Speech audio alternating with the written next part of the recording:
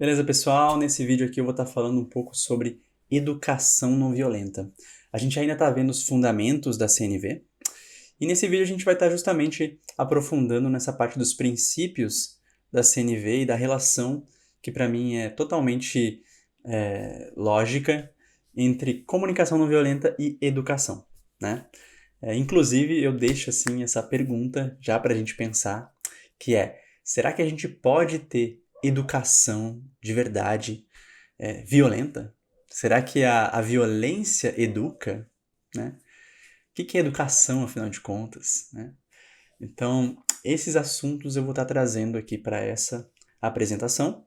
Eu vou estar falando bastante também, a gente vai estar conceituando e entendendo quais são as formas de violência que a comunicação não violenta quer prevenir. E para que serve? Por que a gente usa a violência? Se a gente já sabe que não é uma coisa boa, entre aspas, né? A gente já sabe que tem consequências negativas, afinal de contas, por que a gente ainda se comporta de forma violenta? Por que a nossa sociedade ainda é violenta, né? Então a gente vai ver aí também as necessidades que a gente pode estar tentando atender quando a gente adota estratégias que são violentas, né? Que violentam as pessoas, né? Que violam os direitos das demais pessoas. Então eu vou compartilhar minha tela aqui com vocês e a gente vai bater esse papo a partir desse desenho aqui, né? Esse desenho, para mim, ele sintetiza os maiores obstáculos, as limitações que são, digamos assim, opostos à comunicação não violenta. Lembra que quando eu estava falando para vocês sobre o que é a base da comunicação não violenta, eu disse que tem duas perguntas principais. Como vai? Essa é a primeira pergunta. E a segunda pergunta, eu disse que é por favor. Então, a gente vai ver que o tipo de violência que a comunicação não violenta ela vai procurar prevenir vão principalmente vão, digamos assim, abarcar principalmente essas duas perguntas, que é a parte da minha conexão e valorização humana, valorização da vida, a minha e das demais pessoas, que é esse reconhecer, essa capacidade nossa de reconhecer o bem-estar nas pessoas e se envolver com esse bem-estar, perceber que esse bem-estar é importante, né? Que é a valorização, como vai. E esse por favor que tem a ver com essa coexistência das liberdades que podem ser colocadas, né, em favor da humanidade. Então é esse agir pensando no bem-estar de todos, né? Então a gente vai ver assim, olha, apesar da gente reconhecer a importância dessas perguntas, apesar de várias situações a gente ainda tem violência. Existe essa violência estrutural que a gente já trabalhou sobre os paradigmas dos grupos que são superiores, dos grupos que são inferiores. Existe uma violência cultural que está relacionada à forma como a gente aprendeu a educar. E a gente vai estar trabalhando aqui também. Então tem boa parte dessa violência que é meio que uma herança. Mas existe uma violência que a gente usa em contextos específicos. São dois contextos principais que a gente vai estar trabalhando aqui. Um deles é quando a gente quer que as pessoas tomem certas atitudes que nós consideramos melhores. Então, quando a gente quer promover uma mudança de comportamento. Promover mudança de comportamento é uma das partes que envolve a educação, principalmente o ensino. Educação e ensino não são a mesma coisa, né? Ensinar alguém é diferente de educar alguém. Educar tem a ver com promover o desenvolvimento daquela pessoa, ajudar aquela pessoa a se realizar como indivíduo, a conseguir conviver melhor com a sociedade, a desenvolver a sua autonomia para que ela possa também contribuir com a sociedade, né? Então, esse educar é muito mais esse promover a cidadania do que ensinar a pessoa a fazer algo. Começa aí, né? Então, às vezes a gente tem uma cultura que confunde educar com ensinar, com informar, né, com fazer com que as pessoas aprendam a ter certas atitudes. Mas, muitas vezes, em alguns contextos, nós mesmos podemos desejar que as pessoas tenham uma atitude diferente e a gente vai usar de alguns recursos, de algumas estratégias para isso. E, infelizmente, talvez por já estarmos com essa herança de uma cultura de violência, muitas dessas estratégias, dessas escolhas que a gente vai ter, são estratégias que promovem violência. Que tipo de violência são as principais aí que a comunicação não violenta quer prevenir? E aqui eu fiz esse quadrinho que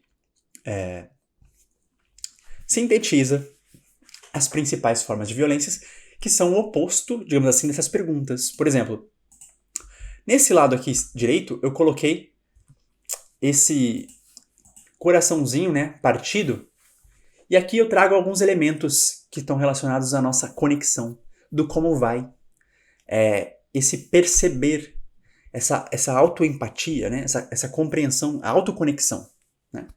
Então, quando eu começo a compreender como o outro está, eu começo a me envolver com o outro, eu começo a perceber, eu sou afetado pelo outro. Esse ser afetado pelo outro é algo que, inevitavelmente, vai estimular em mim esse reconhecimento de que o outro também é importante, porque, afinal de contas, se ele está sofrendo, isso me afeta também. Então, a minha capacidade de empatia é essencial para que eu possa agir pensando no coletivo. Só que para que a gente desenvolva a empatia, nós precisamos que na nossa sociedade a gente possa falar sobre sentimentos, a gente possa falar sobre as nossas vontades, a gente possa falar sobre as nossas necessidades. E se vocês observarem, muitos dos contextos onde a gente convive, a gente não pode falar sobre sentimentos, ou alguns sentimentos são censurados, dependendo do sexo que vocês têm, da orientação sexual, enfim, da cultura, da família que vocês têm. Tem pessoas que aprenderam que não pode chorar, que chorar é feio, não pode ficar triste, que tem que estar sempre alegre, Então a gente vai cada vez restringindo, ou que nem pode falar sobre sentimentos, né? Então a gente vai cada vez mais restringindo e vai criando uma crença de que há certos sentimentos que a gente não pode falar, há certos sentimentos que a gente não pode ter, e a gente não busca compreender os sentimentos, a gente aprende a selecionar quais sentimentos que a gente permite e quais sentimentos a gente exclui. Naturalmente, quando a gente faz isso, a gente está promovendo um tipo de desconexão, um tipo de alienação. Quando a gente não escuta também, não está aberto a reconhecer as vontades das pessoas, os desejos, né? Aquilo que faz sentido para o outro. Quando a gente traz as nossas propostas, mas não está aberto a saber o que o outro está disposto ou não para fazer, quais são as motivações do outro. E tanto motivação como sentimentos estão relacionados com necessidades, né? Quando a gente não ouve o que é importante para o outro também, a gente naturalmente também não desenvolve essa consciência de que cada um está escolhendo. Se a gente não desenvolve a consciência de que a gente escolhe, a gente não desenvolve a responsabilidade também. Então, se tem alguém mandando e as pessoas não têm as suas vontades reconhecidas, é mais difícil da gente assumir a nossa responsabilidade. Quando eu me privo dos meus sentimentos, eu posso viver a indiferença. Quando eu me privo das minhas vontades, eu não reconheço que eu estou escolhendo, eu posso viver uma irresponsabilidade, ou seja, eu não percebo que as minhas ações afetam o outro, afinal de contas, eu só estou seguindo ordens, né? Eu estou fazendo apenas o que me mandaram. É a política, são as regras, e eu apenas sigo o que as pessoas dizem, né? E quando eu não reconheço as minhas necessidades, quando eu não tenho um vocabulário, quando eu não falo sobre esse assunto, eu não estou me conectando com os valores humanos. Se a gente não pensa... A gente fala muito sobre respeito ser importante, mas a gente pergunta o que é respeito para você? O que é respeito para você? Será que é a mesma coisa? Falta muito ainda um diálogo sobre esse assunto. Então, isso de forma mais profunda, né? Mas de forma mais superficial é aquela pergunta do como vai. Se a gente nem ouve como outra pessoa tá, se a gente não tem um espaço para expressar como a gente tá, a gente, de certa forma, está promovendo um tipo de alienação, uma desconexão da nossa humanidade, da humanidade compartilhada com o outro, né? Então essa é uma das coisas que a comunicação não violenta quer evitar. O segundo aspecto que é o por favor, ele vai mexer se essa parte aqui é a parte mais contemplativa, né, mais dos sentimentos, mais do nosso bem-estar, mais interna. O por favor é a parte mais ativa, são as nossas escolhas, nossas atitudes. E então tem a ver com a nossa liberdade de ação, né? E a gente vai ver que na nossa cultura, muitas vezes a gente tem relações de dominação e sujeição. Eu usei esse termo aqui, heteronomia, né? Para dizer que as pessoas não desenvolvem a liberdade de escolha. Existe alguém que manda, alguém que manipula, alguém que domina, alguém que chantageia, né? Existe, às vezes, sistemas até de marketing para tentar conduzir as pessoas a tomar certas decisões. Então, existe uma constante tentativa de interferir e de decidir pelo outro, de manipular, de hipnotizar as pessoas, né?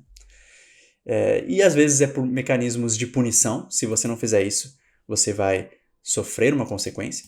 Às vezes, por mecanismo de recompensa. Se você fizer isso, você vai ter um benefício. E eu tento conduzir a liberdade de escolha do outro de uma forma que priva ele da autonomia, né? Então, quando a gente tem punição, recompensa, ou a gente tem esse regime onde uma pessoa fica totalmente codependente, totalmente sob o domínio de outra, né, que a gente está chamando de escravidão, aprisionamento, a gente está promovendo essa privação de liberdade. Então, uma das formas também, que eu já falei aqui, né, é que é a desconexão da nossa liberdade de escolha. Esse tema, quando a gente não reconhece, quando a gente não promove a consciência da liberdade de escolha, a gente também está promovendo a violência. Quando a gente, por exemplo, está num contexto onde a gente acredita que a gente não tem escolha, a gente só faz o que é nosso papel, o que é a política, o que são as regras, né?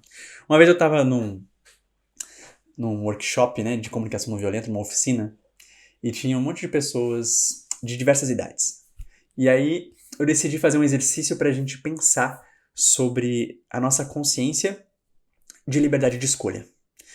E o exercício que eu fiz foi assim, eu perguntei: anotem a primeira palavra que vier na cabeça de vocês depois que eu falar a frase a seguir, tá? Vou falar uma frase e eu peço que vocês pensem na primeira palavra e anotem. E aí eu falei a frase: regras precisam ser? Regras precisam ser? Foi a frase que eu falei. E aí eu dei um tempo para as pessoas anotarem, né? E aí eu comecei a perguntar: o que você anotou? Né? E aí fomos fazendo uma roda, né? Aí a primeira pessoa falou: cumpridas, obedecidas, respeitadas, seguidas, né? Várias palavras que davam a entender que as regras precisavam ser seguidas. E chegou uma parte da roda que foi uma surpresa para todos nós. Tinha uma menina de 12 anos, mais ou menos, e ela falou: nossa, gente, eu botei uma coisa diferente. Daí a gente perguntou: o que você colocou? Eu achei que regras precisam ser legais. E todo mundo deu uma risada, né? Porque a gente tá tão acostumado a estruturas onde regras precisam ser seguidas, obedecidas, e que o nosso papel é seguir as regras, que a gente às vezes não percebe que regras também precisam ser compreendidas, regras precisam ser flexíveis, regras precisam ser benéficas, sustentáveis, precisam cuidar das pessoas, precisam ser revisadas às vezes, né?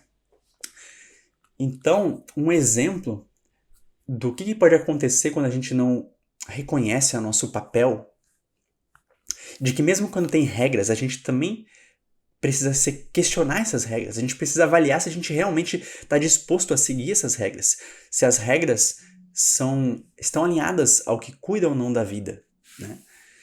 Um exemplo disso é o exemplo que inclusive o Marshall Rosenberg traz no livro dele. Ele traz o exemplo do livro escrito pela filósofa judia Hannah Arendt. Ela escreveu um livro chamado A Banalidade do Mal, Eichmann em Jerusalém, né? Que é o livro que fala sobre um criminoso nazista que mandou milhares de judeus para campos de concentrações para serem exterminados na época lá do nazismo, né? E quando perguntaram para ele como ele pôde fazer todas aquelas coisas, ele falou assim, na verdade era fácil. Como assim era fácil? É que a nossa língua facilitava isso. Como assim a língua facilitava? Daí ele falou, olha, nós temos até, eu e os meus companheiros, né, os oficiais, eles também, a gente tinha até uma palavra para usar em relação a essa língua. O nome dessa palavra é Amtssprache, que em alemão é equivalente à linguagem de escritório, burocratês. Mas como é que funciona essa linguagem de escritório? Bom, se alguém nos pergunta por que a gente está fazendo algo, a gente diz, a política, são as regras, eu estou apenas obedecendo as ordens, é o meu papel, eu não tenho escolha, né? Então, quando a gente acha que a gente não tem escolha, a gente pode fazer coisas que ferem a vida, que são antiéticas, mas a gente não assume a responsabilidade. Então, esse criminoso nazista, né? Ele exterminava pessoas, mas ele estava fazendo isso pensando que eram as regras. E ele não assumia a responsabilidade pelas escolhas. Qual é a relevância de falar sobre isso? Nós precisamos, na comunicação não violenta, a gente precisa justamente promover o oposto disso. Porque se a gente pensar em como a gente pode motivar as pessoas a fazer o que a gente quer, a gente pode pensar assim, bom, eu muitas vezes já fui incentivado a fazer coisas por punição, por recompensa, por me privando de algumas coisas. E eu fiz as coisas que a pessoa pediu. Mas quando a gente faz uma outra pergunta, a gente vai ver que a punição e a recompensa, ela não é sustentável, ela não é eficiente. Quando a gente pergunta que ações, que motivação, que sentimentos eu gostaria que a pessoa tivesse para fazer o que eu quero? As pessoas podem agir, mas que motivação eu gostaria que ela tivesse para agir? Que consciência eu gostaria que essas pessoas tivessem, que esse oficial nazista tivesse quando ele fosse agir? A gente vai ver que seguir regras, tão somente, ainda não é o que a gente quer. A gente quer que a pessoa haja com responsabilidade. A gente quer que a pessoa haja com respeito. A gente quer que a pessoa haja, que as pessoas façam o que a gente quer, conscientes de que isso é uma forma de cuidar mais das relações. Especialmente na comunicação não violenta, onde nós queremos viver a compaixão, viver uma relação de entrega, de satisfação em colaborar uns com os outros. A gente também quer que as pessoas façam uma coisa e possam ter gratidão pela escolha que ela está fazendo. Nós queremos cultivar esse carinho nas relações, esse amor. E quando alguém faz as coisas sobre esses tipos de violência aqui, né? Sobre uma alienação, sobre mecanismos de punição, recompensa, dominação, negando a sua responsabilidade, vai ser difícil da pessoa poder cultivar gratidão, cultivar carinho, estar consciente do valor daquilo que ela está fazendo, perceber como é bom se a gente conseguir cuidar mais uns dos outros, reconhecer que a nossa realização pessoal depende desse convívio pacífico. Pensar que o nosso propósito de vida precisa contemplar também o bem-estar da comunidade, né? Se a gente não tem um espaço onde a gente se conecta com a nossa humanidade, com as dos outros, é difícil de eu perceber que eu pertenço também. Se eu tenho um paradigma que considera que o grupo A é melhor que o grupo B, que o grupo que tem uma cor de pele diferente, que o grupo que tem um cabelo diferente, uma roupa diferente, uma classe social, né, mais dinheiro, menos dinheiro, é melhor, é pior. Então vai ser difícil de que eu possa agir com essa consciência de que eu quero cuidar de todos, né? Então essa forma de promover mudanças de comportamento, ela não está alinhado ao propósito da comunicação não violenta. E qual é o propósito da comunicação não violenta, né? Como vai, por favor? Eu quero conseguir me conectar com as pessoas. Quero me conectar com a minha humanidade. Quero me conectar com a humanidade das demais pessoas. Quero compreender as pessoas. Compreender não é concordar. Compreender o que o outro faz, perceber quais as motivações dele. Perceber que mesmo quando eu não gosto das atitudes de alguém, eu posso respeitar o outro. Eu posso identificar a outra pessoa como alguém com dignidade. Eu posso interagir com ela com esse respeito em relação a mim e a ela. Então, isso tem a ver com essa conexão, com essa valorização da vida. Ao mesmo tempo, eu quero desenvolver a liberdade minha e do outro. Uma liberdade com limites, uma liberdade com responsabilidade, uma liberdade que usa o poder com o outro. Não que usa o poder sobre o outro, que quer dominar, que quer tirar vantagem. Eu quero que a gente possa empoderar as pessoas, eu quero que a gente possa se empoderar, mas se empoderar com essa consciência de que somos cidadãos, né? Cidadãos, de que nós queremos o bem comum. E para isso eu preciso desenvolver mais a conexão com o outro. Então, na CNV, a gente prioriza a conexão. Primeiro a conexão, depois o por favor. Primeiro eu quero saber como você tá. Primeiro eu quero me assegurar que você me enxerga como um ser humano também. Que você percebe que eu não sou seu inimigo. Então, se tem algum conflito pra gente resolver, eu quero que a gente possa esclarecer isso. E que dessa nossa reconciliação floresça uma atitude de cuidado. Eu quero me comprometer com o cuidado meu e seu.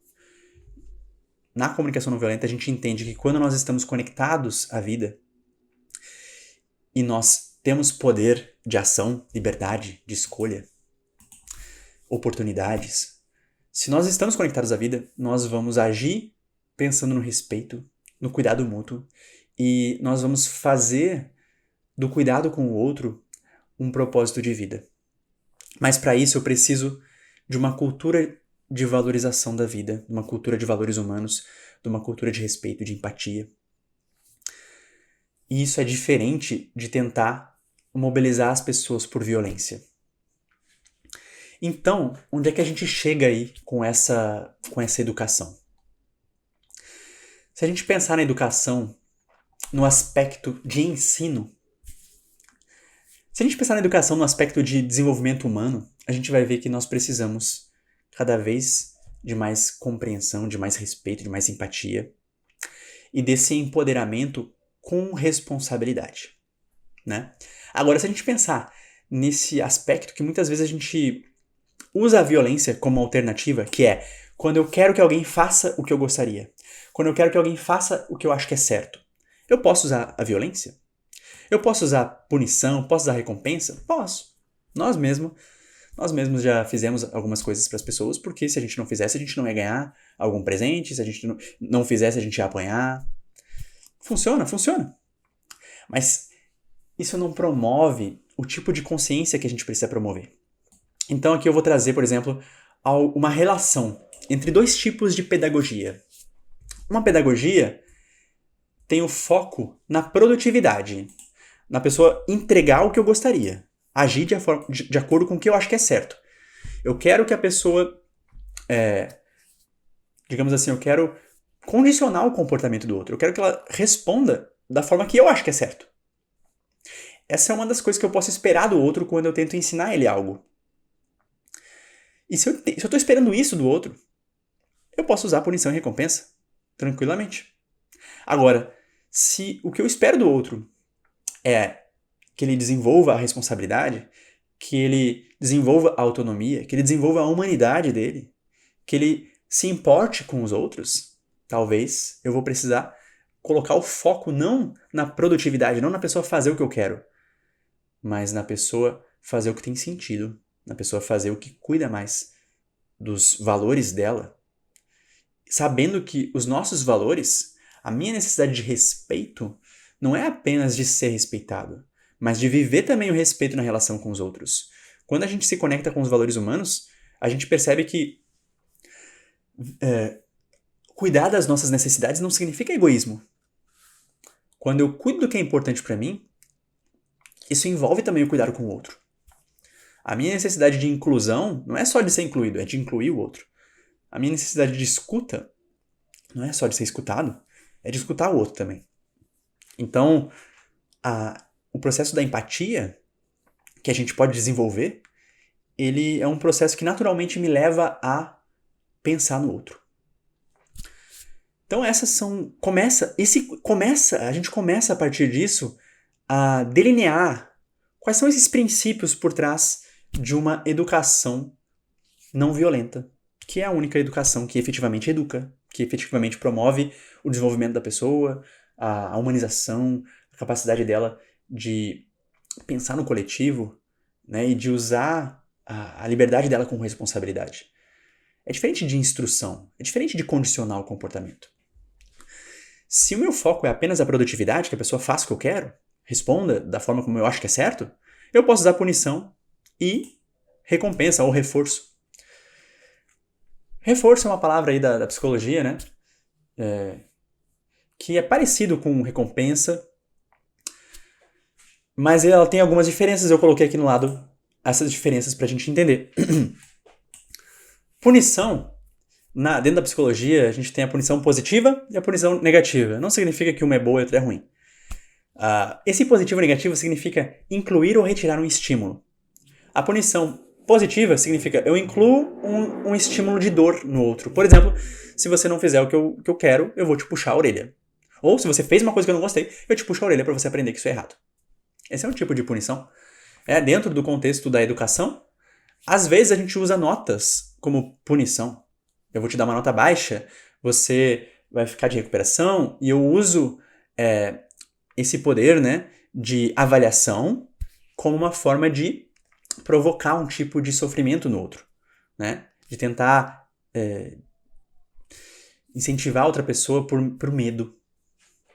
Bruno, então você quer que a gente não use notas? Não. Eu quero que a gente entenda qual é a função que a gente está usando e que a gente possa esclarecer qual é a função que isso tem.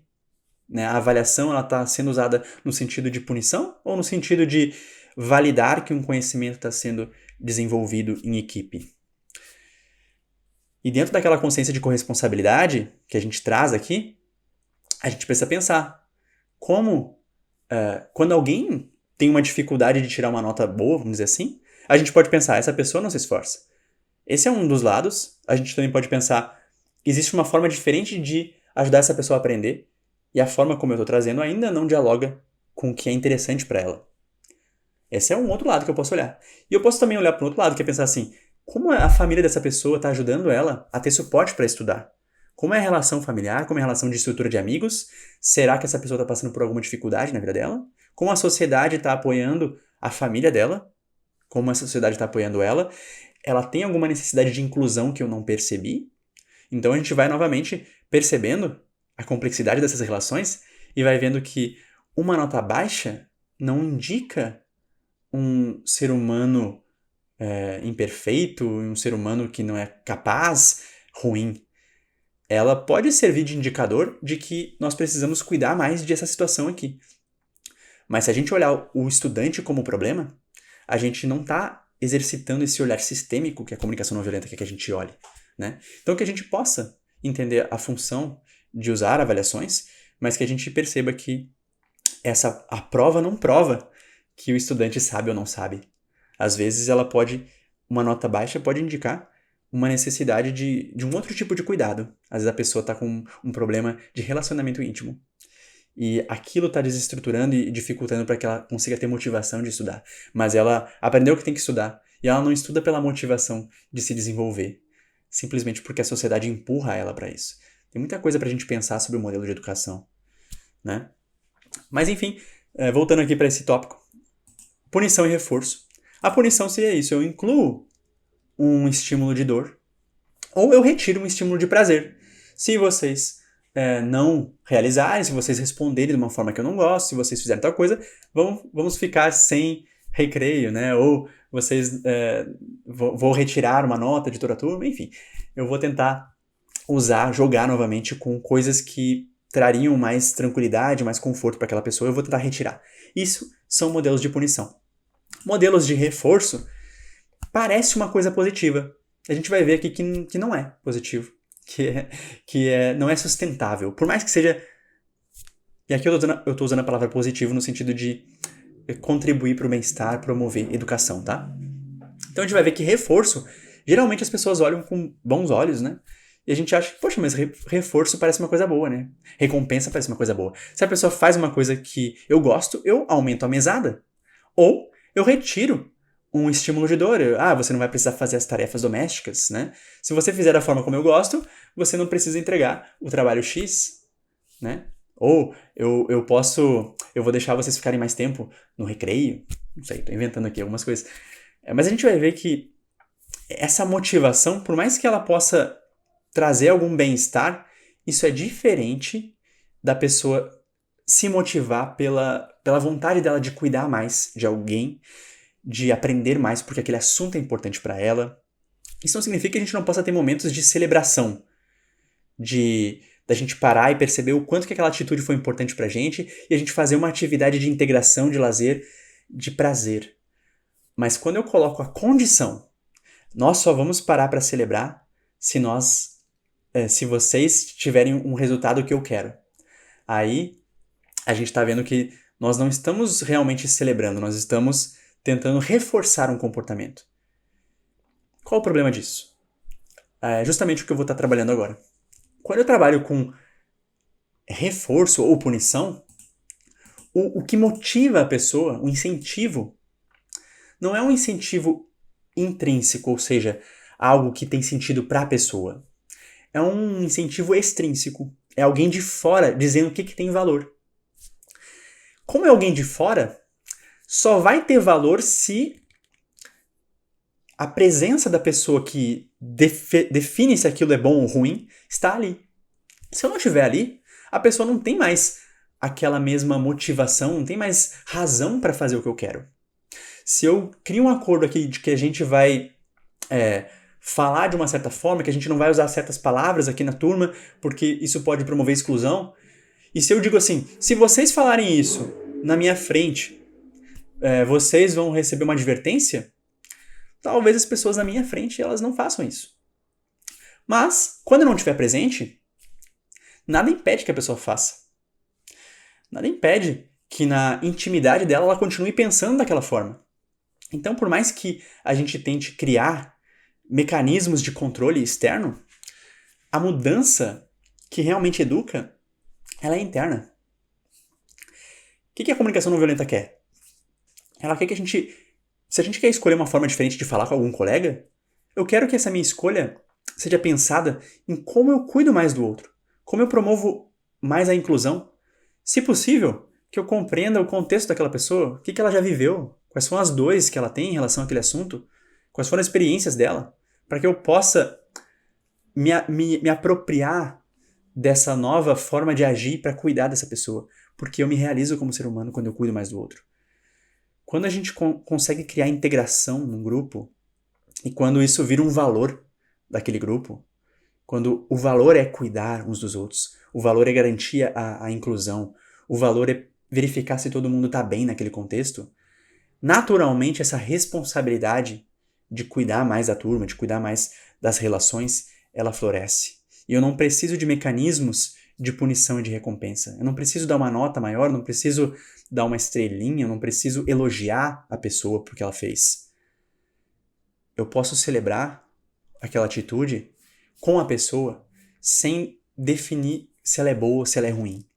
Elogios também podem ser usados como forma de recompensa, de reforço.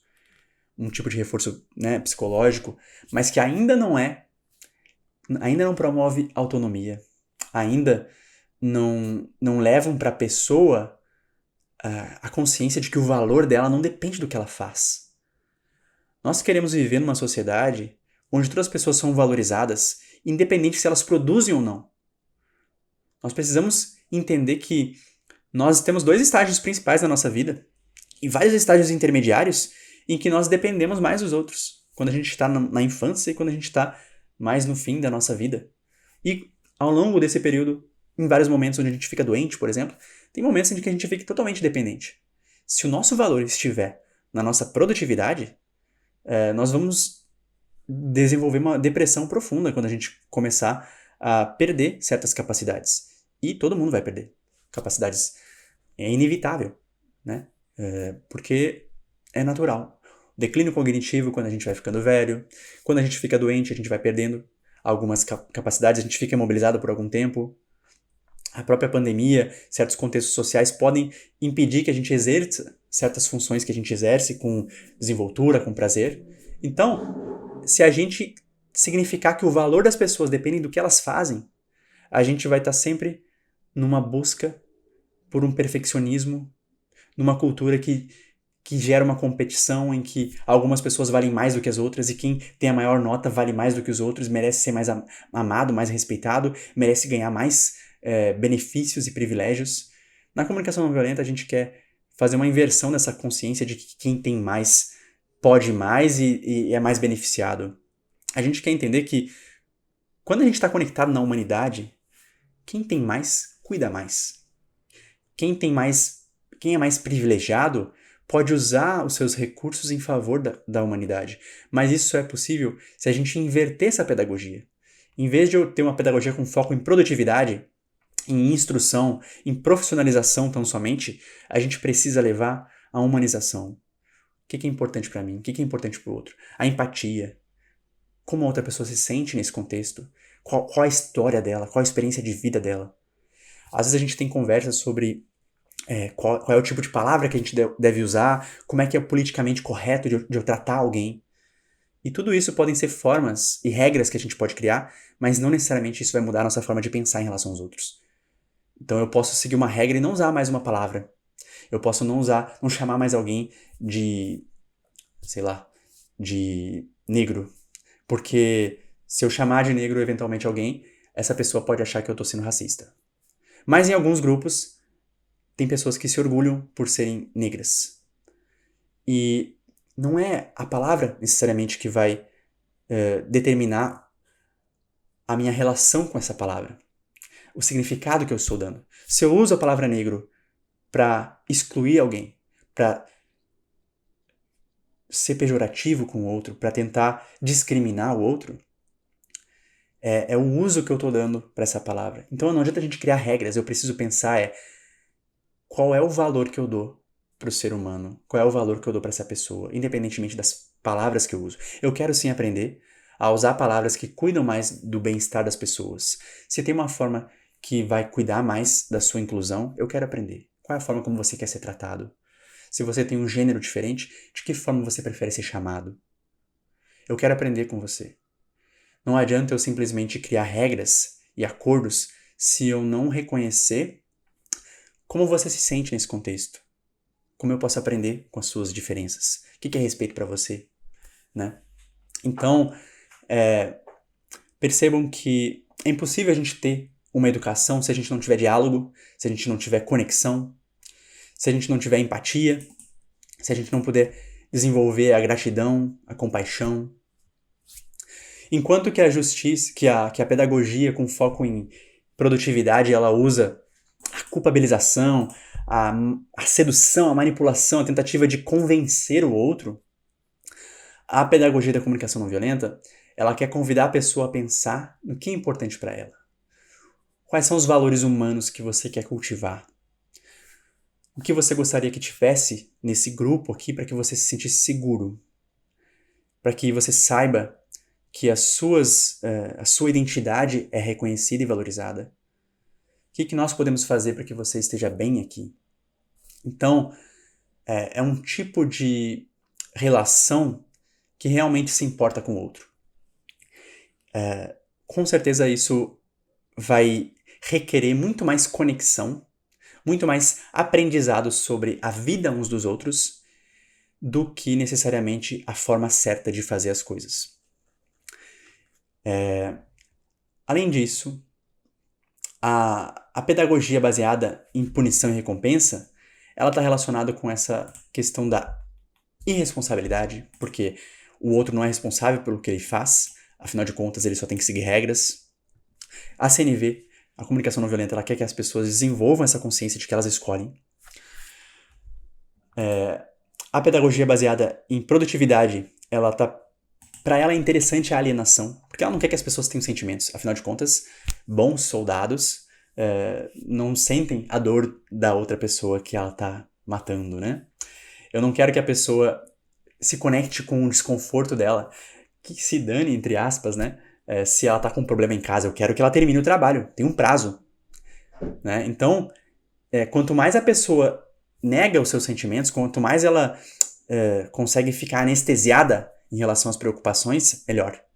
Porque ela precisa ser produtiva, ela precisa fazer o que as autoridades dizem que é certo. Enquanto que nessa pedagogia de compaixão da comunicação não violenta, a gente precisa se mobilizar para levar em consideração o contexto das pessoas. De que forma a gente consegue te apoiar para que você esteja melhor aqui? Existe alguma coisa que a sociedade, que a comunidade pode fazer? Existe alguma coisa que a escola pode fazer? Existe alguma... se a gente conversar com seus pais, com seus irmãos, eu não sei. O que está acontecendo? Eu preciso compreender o contexto das pessoas. Com certeza é muito mais complexo e desafiador. Por outro lado, o tipo de apoio que a gente dá e o tipo de indivíduo que a gente vai estar desenvolvendo, né, a relação com esse indivíduo e a educação efetiva que vai estar acontecendo, ela vai estar sendo uma educação de cidadania, onde a pessoa vai estar mais conectada com o que é importante para ela, onde ela vai levar em consideração também o papel dela de responsabilidade na sociedade. Então, a educação não violenta, ela é baseada nessa consciência de que nós queremos viver a nossa realização pessoal cuidando uns dos outros. E que isso por si só já é motivador. Eu não preciso de punição, eu não preciso de recompensa. Os meus sentimentos, a gente vai ver isso em aulas futuras, que os meus sentimentos me avisam quando eu faço algo que não cuida das pessoas. Eu tenho um sentimento, eu tenho uma culpa. Quando as pessoas não estão cuidando de mim, eu tenho um sentimento que me avisa que eu gostaria de mais cuidado. Eu preciso aprender a dialogar com esses sentimentos. Eu preciso conseguir convidar outra pessoa a dialogar com meus sentimentos. Quando eu nego meus sentimentos, eu anulo a minha empatia. Eu não percebo mais o que é importante para o outro. Eu não sei mais se as minhas ações machucam o outro. Eu ignoro isso. Porque eu aprendi a ignorar em mim. Então, é impossível a gente desenvolver uma educação com autonomia, onde as pessoas fazem as coisas que fazem sentido para elas, se a gente não desenvolver a empatia, se a gente não falar sobre sentimentos, se a gente não falar sobre necessidades. Então, percebam a complexidade que é essa educação. Não se trata apenas de ensinar, se trata da gente promover uma educação com sentido, com propósito de realmente promover a cidadania. Que motivação eu gostaria que as pessoas tivessem quando fizessem o que eu quero? Eu quero que elas façam porque eu mandei.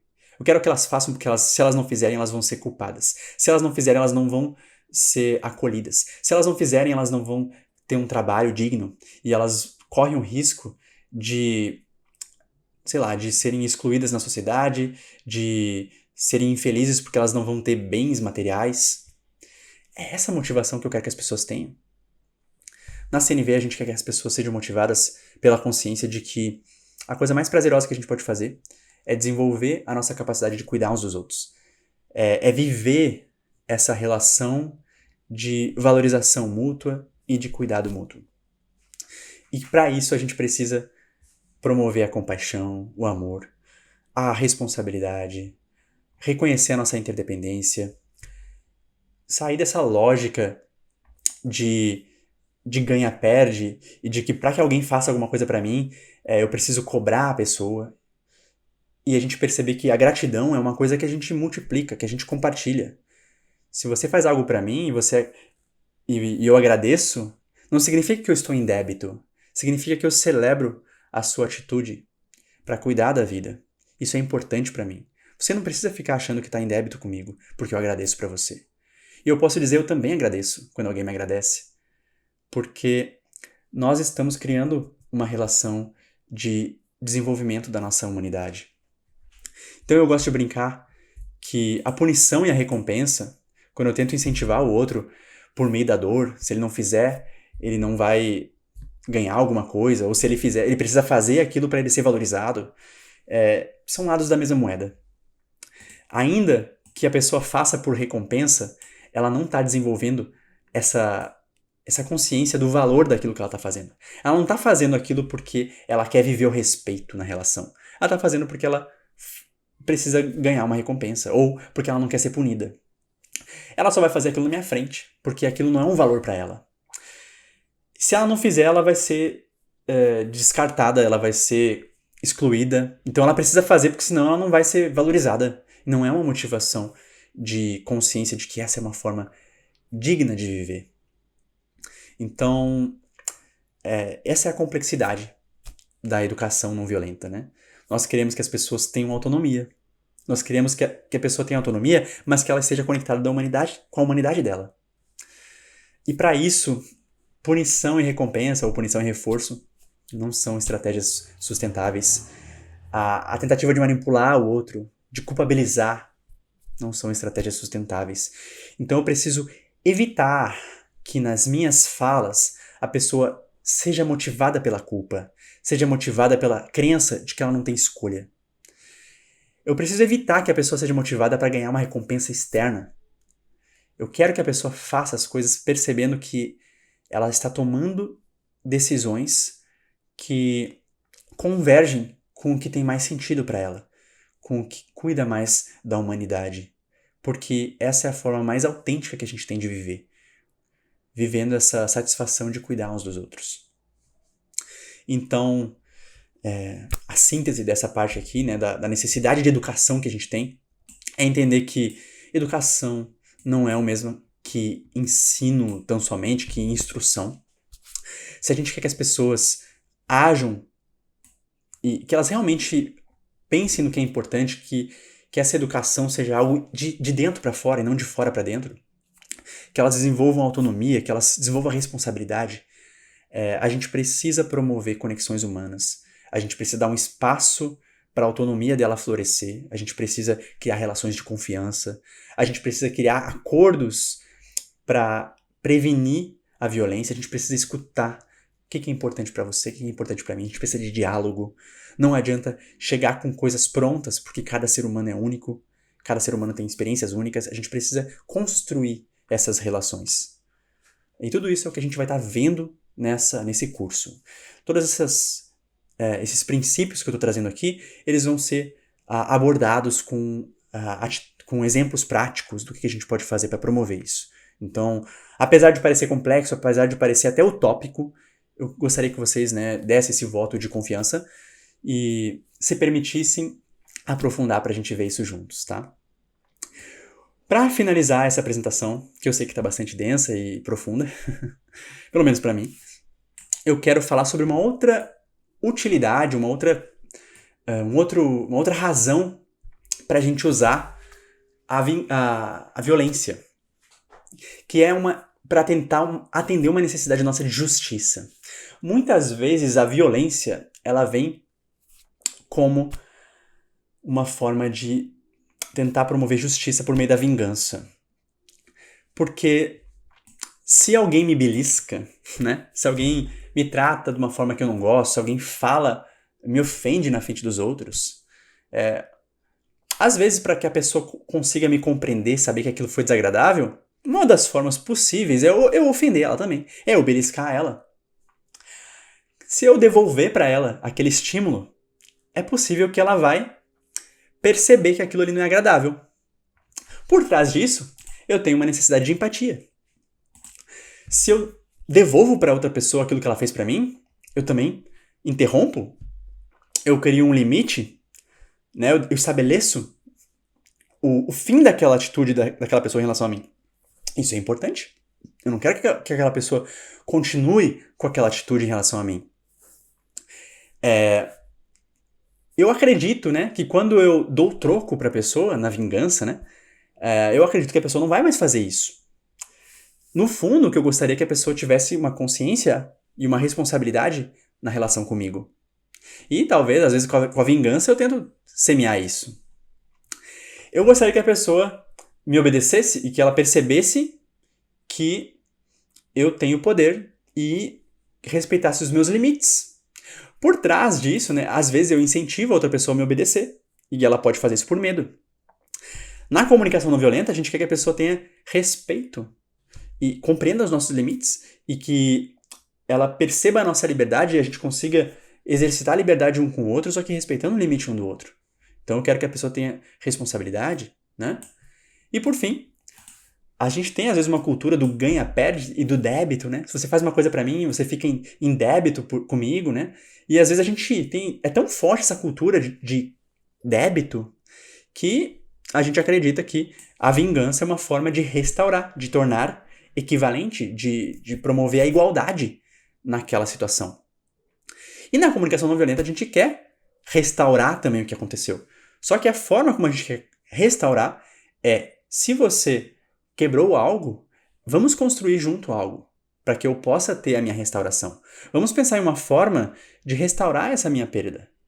Mas não adianta só quebrar a coisa que você tem também, pra gente ficar equivalente. Qual é a melhor escolha para cuidar da vida? Às vezes é construir algo melhor. E você quer te ajudar a se envolver comigo e se responsabilizar pra gente criar isso juntos. Então, nesses quadros que eu tô trazendo aqui, a minha intenção é mostrar que muitas vezes a violência ela é usada para tentar promover a justiça. Por trás da violência eu tenho a necessidade de empatia, a necessidade de criar acordos com as pessoas e estabelecer consciência de limites, até onde eu posso ir que vai respeitar a mim, até onde que eu posso ir que vai respeitar o outro, até onde o outro pode ir para respeitar a mim, até onde o outro pode ir para respeitar a si próprio. Né? Então esses acordos e limites são importantes para as relações, são necessidades nossas também. A conscientização do que é importante para mim, a responsabilidade, o respeito, a liberdade, tudo isso, se vocês observarem, são coisas que estão por trás, muitas vezes, de uma atitude de vingança. Mas a gente sabe que, por mais que a vingança seja, digamos assim, uma caricatura da justiça, é uma caricatura porque ela não é exatamente sustentável, né? Muitas vezes a vingança ela vai promover uma revolta no outro. Vai promover uma vontade de mais vingança. Porque às vezes a pessoa acha que não é justo a vingança. Que pra ela não fez uma coisa pensando que estava fazendo errado. Pra ela estava simplesmente agindo de forma normal. Ou ela não tinha intenção. Ou ela acha que a gente passou no limite dos limites na hora da vingança. Então, nem sempre a gente vai ter empatia. Às vezes a gente vai ter uma revolta. Às vezes a gente acha que vai interromper o outro, mas nem sempre a gente interrompe, a gente só agrava o conflito, né? E em vez da pessoa não fazer mais, às vezes a pessoa vai ficar com uma vontade de se vingar de novo, né? Esse medo, essa obediência por medo não é o mesmo que respeito. Eu quero que a pessoa me respeite e me obedecer por medo não é a mesma coisa que reconhecer o que é importante para mim e agir pensando em cuidar do meu bem-estar. Nós só vamos ter segurança de verdade e relações de confiança se nós estivermos, se formos capazes de valorizar o que é importante para o outro. Então não basta ter medo, né? Porque o medo só funciona enquanto eu tiver uma relação de vertical.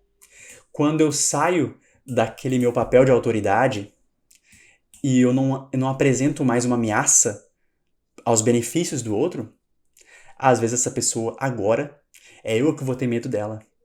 Porque agora eu não estou mais num papel de garantias de privilégios.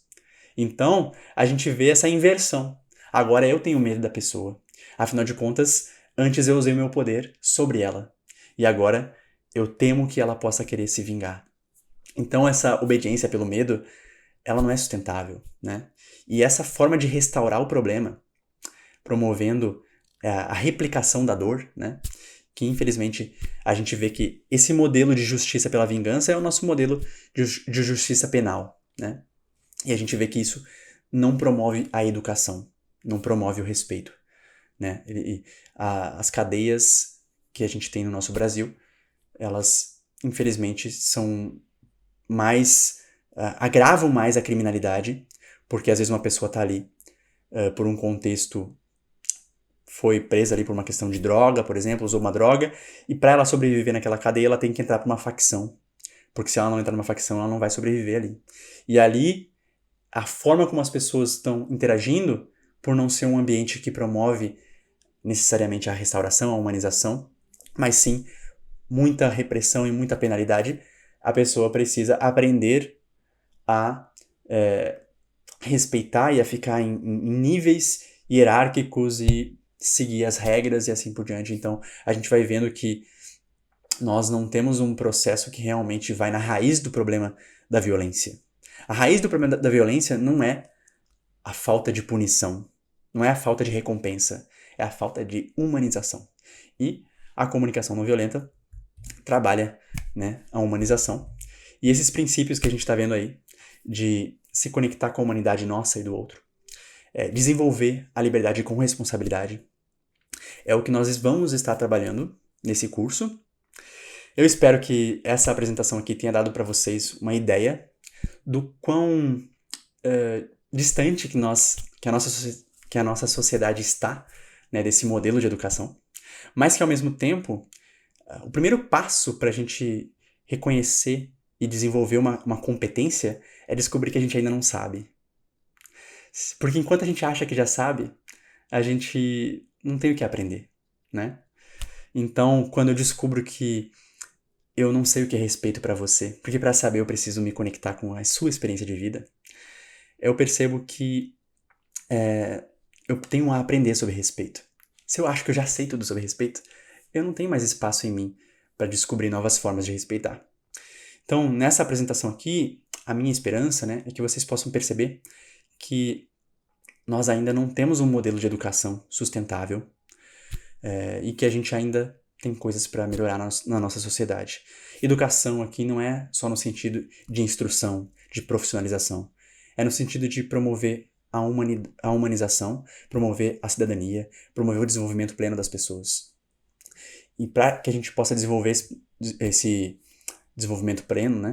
Para que a gente possa promover esse desenvolvimento pleno, nós precisamos promover a empatia, nós precisamos falar sobre sentimentos, nós precisamos falar sobre necessidades, nós precisamos falar sobre liberdade de escolha, nós precisamos ser tolerante às falhas das pessoas, não tentar simplesmente mudar elas por mecanismos de punição e recompensa. Nós precisamos trabalhar com o outro, perceber que quando a pessoa falha com a gente, ela não está sozinha naquilo.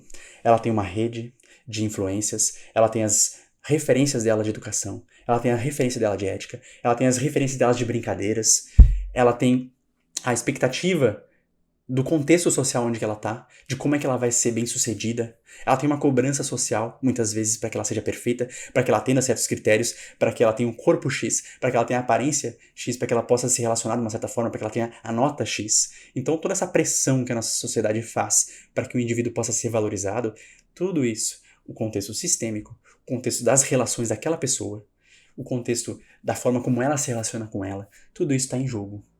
E se a gente quer promover educação, a gente precisa de diálogo e de diálogo com empatia. De diálogo onde nós estamos nos relacionando com seres humanos.